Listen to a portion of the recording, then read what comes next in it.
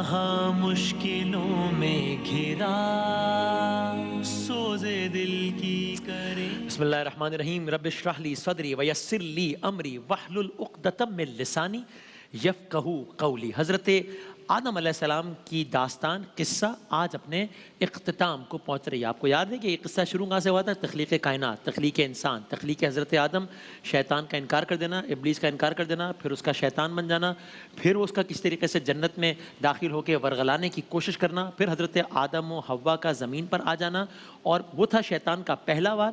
پھر شیطان کا دوسرا وار کیا تھا وہ آج آپ کی خدمت میں عرض کر رہے ہیں. آج اس داستان کو مکمل جب کریں گے تو انشاءاللہ یہ بھی ہم جان پائیں گے، میں بھی سیکھوں گا اور آپ بھی ساتھ رہیے گا انشاءاللہ، کہ ہم یہ بھی جان پائیں گے روئے زمین پر پہلا قتل کس نے کیا، قاتل کون تھا، مقتول کون تھا، ماسٹر مائنڈ کون تھا، اکسانے والا کون تھا، روئے زمین پر پہلی تدفین کس نے کی، کیسے ہوئی، اور اس داستان کا بالآخر اختتام کیا ہوا. تو کل کی بات یہاں تک پہنچی تھی. حضرت آدم علیہ السلام کے دو بیٹے، یعنی بیٹے تو ان کے اور بھی تھے، حضرت شیث علیہ السلام بھی تھے، لیکن جو قصہ ہے دو بیٹے حابیل قابیل، دونوں بیٹوں میں ایک تنازعہ پیدا ہو گیا. کس بات پر تنازعہ تھا؟ کلرز کیا تھا، آج ریپیٹ نہیں کرتا، کہ دونوں بیٹوں میں ایک کانفلکٹ پیدا ہو گیا. یہ کانفلکٹ حل ہونے کا نام ہی نہیں لے رہا. آج کے واقعے میں یہ جان سکیں گے کہ اس زمانے میں کیا طریقہ کار تھا. ویری انٹرسٹنگ ایک طریقہ کار تھا کہ اللہ کی رضا اگر جاننی ہے، یا اللہ کے حضور قربانی پیش کرتے تھے تو پتہ چل جاتا تھا کہ جناب کس کی قربانی ایکسیپٹ ہوئی ہے، کس کی قربانی ریجیکٹ ہوئی ہے. یہ کیسے پتہ چلتا تھا؟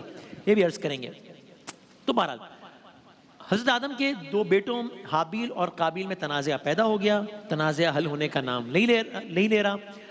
حضرت آدم نے خود بھی انٹروین کیا، پھر بھی تنازعہ حل نہیں ہوا. بالآخر طے ہوا کہ ایسا کریں گے ہم دونوں، یعنی کہ حابیل اور قابیل اللہ کی راہ میں قربانی پیش کریں گے، اور جس کی بھی قربانی قبول ہو گئی اس کی بات مان لی جائے گی. تو اب قربانی کیسے پیش کریں گے، قربانی کیا پیش کریں گے، کیسے پتہ چلے گا کس کی قربانی قبول ہوئی؟ سنیے. طریقہ یہ تھا کہ دونوں ایک جگہ پر اپنی اپنی قربانیاں رکھ دیں گے. آسمان سے ایک آگ گرے گی، جس کی قربانی کو جلا دے گی اسی کی قربانی تصور کی جائے گی. یہ اس زمانے میں مروجہ طریقہ کار تھا. تبھی سنیے کہ کس نے کیا قربانی دی اور کس کی قربانی قبول ہوئی اور رزلٹ کیا نکلا، یہ عرض کرتے ہیں. تو اب قابیل کیا کرتا تھا؟ دو بیٹے تھے، قابیل اور حابیل کی بات ہو رہی ہے. قابیل کھیتی باڑی کرتا تھا. اب قابیل سوچ رہے ہیں کہ میں نے کیا قربانی پیش کرنی ہے. کھیتی باڑی کرتا ہے، سوچا کہ اسی میں سے اپنے اناج میں سے کچھ بہترین حصہ سلیکٹ کرتا ہوں، وہ قربانی کے لیے پیش کر دیتا ہوں. اور اس نے ایسے ہی کیا. قابیل نے قربانی کے لیے کچھ بہترین حصہ منتخب کیا تاکہ قربانی کے لیے پیش کر سکے. لیکن کیا ہوا؟ یہاں آیا پھر شیطان. شیطان کے دوسرے وار کا آغاز ہونے لگا ہے. کل نکالا گیا تھا، پھر جنت میں ورغلایا، اب دوسرا وار کر رہا ہے. قابیل کو اس نے ورغلایا کہ وسوسہ ڈالا، یہ وہی شیطان ہے، کہ بھائی یہ جو تم اتنا بہترین اناج سلیکٹ کر رہے ہو قربانی دینے کے لیے، قربانی تمہاری قبول ہوگی تو کیا ہوگا؟ آگ آ کے کھا جائے گی قربانی کو، ضائع ہو جائے گا اناج. اتنا بہترین اناج ضائع کر رہے ہو تو بس کوئی اور چیز قربان کر دو. قابیل پر شیطان کا وار کامیاب ہوا. اس نے اپنے طور پر لاجیکلی سوچا، ہاں بات تو ٹھیک ہے، قربانی قبول ہو جائے گی تو جل جائے گی، اتنا اچھا اناج ضائع ہو جائے گا. کیا کیا اس نے؟ جو بہترین اناج سلیکٹ کیا تھا ایک طرف کر دیا، اور کیا کیا اس کے بدلے؟ وہ بیکار قسم کا ایک اناج ایک ٹوکری میں رکھ کر اپنے بنائے ہوئے چبوترے پہ رکھ دیا. یہ میری قربانی. یہ کون تھا؟ قابیل. دوسرا بھائی حابیل. حابیل کیا کر رہا ہے؟ یہ ایک نیک دل انسان تھا، حق پر تھا، اور مویشیوں کی گلہ بانی کرتا تھا. اب حابیل کو اپنی قربانی سلیکٹ کرنی ہے. قابیل تو اپنی سلیکشن کر چکا ہے، پہلے ایک اچھی سلیکشن کی، ریجیکٹ کر کے ایک بس جیسا تیسا اناج اگر میں اپنے الفاظ میں کو رکھ دیا. حابیل نے اپنے بکریوں کے ریوڑ پر ایک نظر ڈالی، بہت چھان پھٹک کر سب سے بہترین جانور کا انتخاب کیا. قابیل نے برے اناج کا انتخاب کیا، وہ اس کے ایسٹس تھے، بکریاں اس کی ایسٹس تھیں، اس نے بہترین جانور کا انتخاب کیا. بوتھ پر ہیونگ دیئر اون لاجکس، اپنی اپنی منطق تھی. اس نے کیوں بہترین جانور کا انتخاب کیا؟ یہ بھی تو سوچ سکتا تھا کہ بھائی آگ آئے گی جلا دے گی تو جانور ضائع ہو جائے گا. نہیں، اس نے یہ سوچا کہ اللہ تعالیٰ کے حضور قربانی پیش کرنے جا رہا ہوں بھائی، تو کسی چھوٹے موٹے دربار میں تو کہیں اور تو نہیں، اللہ کے حضور قربانی پیش کرنے جا رہا ہوں، اللہ سے قریب ہونے کے لیے قربانی پیش کرنے جا رہا ہوں، اس لیے میری استطاعت میں جو سب سے بہترین چیز، اپنا بیسٹ ایسٹ مجھے پیش کرنا چاہیے. یہ سوچ کر حابیل نے بہت محنت سے قربانی کا ایک چبوترا بنایا، اس پر لکڑیاں رکھیں، اپنے ریوڑ میں سے بہترین جانور سلیکٹ کیا، اللہ کا نام لے کر ذبح کیا، ذبح شدہ جانور چبوترے پر رکھ دیا. یعنی حابیل نے شریعت اور تقوی کے تمام سٹینڈرڈز کو فالو کیا. اچھا، اگر ایک کنفیوژن ہے دوستوں میں، مجھے بہت ہوتی تھی اپنے بچپن میں کہ حابیل، ان میں وہ اچھا والا کون سا ہے اور دوسرا والا کون سا ہے، حابیل کون ہے، قابیل کون ہے. اس کی بڑی اچھی ٹرک ہے یاد کرنے کی، وہ میں اینڈ میں عرض کروں گا. مجھے بہت کام آئی تھی تو میرے ٹیچر نے مجھے بتائی تھی، اس کے بعد سے مجھے نہیں بھولتا کہ قابیل کون تھا اور حابیل کون تھا. بہرحال اب آپ ذرا منظر سوچئے، دونوں بھائی ہیں، اختلاف ہو گیا تھا، تنازع ہو گیا تھا، حل نہیں ہوا، نبی اللہ نے انٹروین کیا، حل نہیں ہوا، والد صاحب نے انٹر کیا، حضرت آدم علیہ السلام نے انٹروین کیا، حل نہیں ہوا. طے ہوا کہ دونوں اپنی اپنی قربانی دیں گے. دونوں کی قربانیاں رکھی ہیں، ایک نے اچھی قربانی سلیکٹ کی ہے، ایک نے بری قربانی سلیکٹ کی ہے. دونوں کی قربانیاں چبوترے پر رکھی ہوئی ہیں، دونوں کی قربانیاں آمنے سامنے ہیں. دونوں ہی دل دل میں اللہ سے دعائیں مانگ رہے ہیں، اے اللہ تو میری قربانی قبول کر لے. شریعت میں یہ لکھا ہے کہ اللہ بہترین مال کی قربانی قبول کرتا ہے. اب قبولیت کا وقت آ گیا تھا. اللہ نے نیک اور پاک دل اور حق پر ہونے والے حابیل کی قربانی کو قبول کیا. اچانک اوپر سے آگ آئی اور اس آگ نے ذبح شدہ جانور کو کھا لیا. حابیل کی قربانی قبول ہو گئی، قابیل کی قربانی رد ہو گئی. یہ منظر دیکھنا تھا. حابیل سجدہ شکر میں چلا گیا، شکر کے سجدے میں. قابیل کے ساتھ کیا ہوا؟ قربانی ریجیکٹ ہوئی اور اس کی بڑی ایک سمبولک انداز سے ریجیکٹ ہوئی. کیا ہوا؟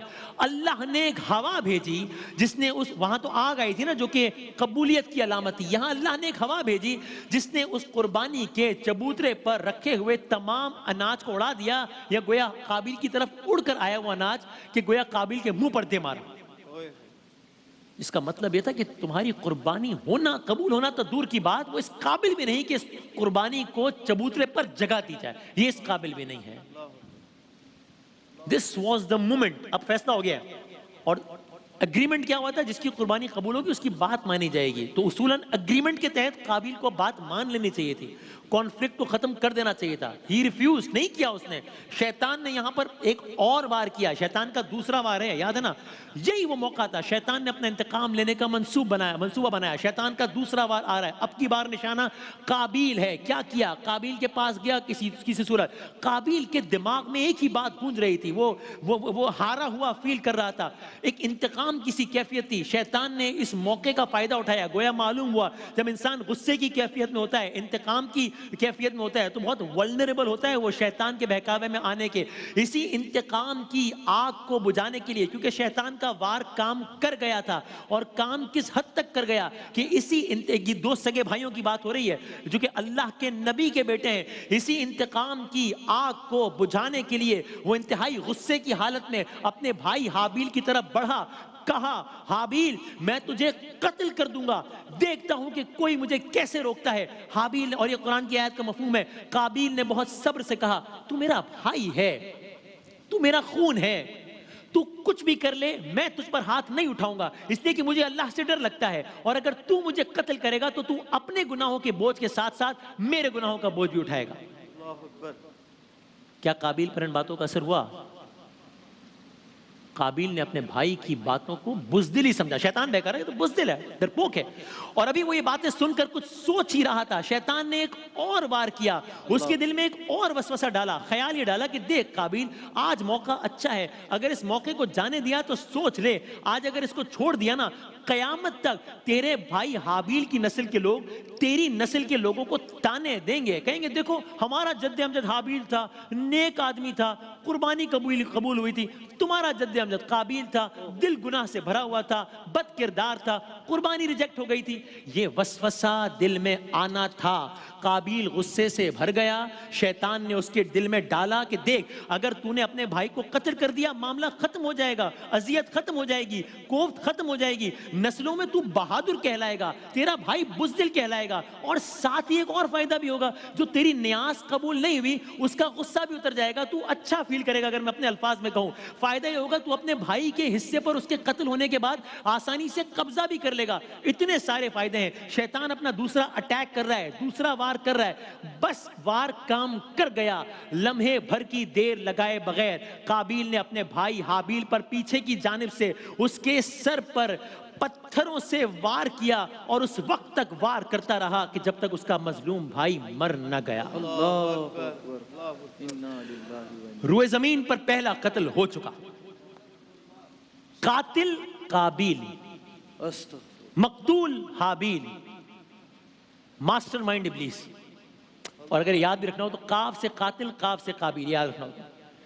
بس میں گفتگو ختم کر رہا ہوں. اب سوچئے میدان میں قاتل بھائی اپنے مقتول بھائی کے سرہانے کھڑا ہے. شیطان اتنی دیر میں اپنا کام کر کے غائب ہو چکا ہے. اب مسئلہ اپنے بھائی کی لاش کے چھپانے کا تھا. اس کی چونکہ اس سے پہلے تو کوئی قتل ہوا نہیں تو دفنانے کا تو سوال نہیں تھا. اس کی سمجھ نہیں آ رہا تھا لاش کا کیا کرے. اس کو ڈر تھا کہ اس قتل کی خبر حضرت آدم کو نہ ہو جائے. وہ لاش لیے پھرتا رہا, بالآخر مایوس ہو کر درخت کے نیچے بیٹھ گیا. تب اچانک اس کی نظر ایک مرے ہوئے کوے پر پڑی, جس کے قریب ایک زندہ کوہ اپنی چونچ سے زمین کھود رہا تھا. قابیل حیرانی سے منظر کو دیکھ رہا تھا. زیادہ دیر نہ گزری کہ اس کوے نے اپنی چونچ سے ایک بڑا سا گڑھا بنا لیا.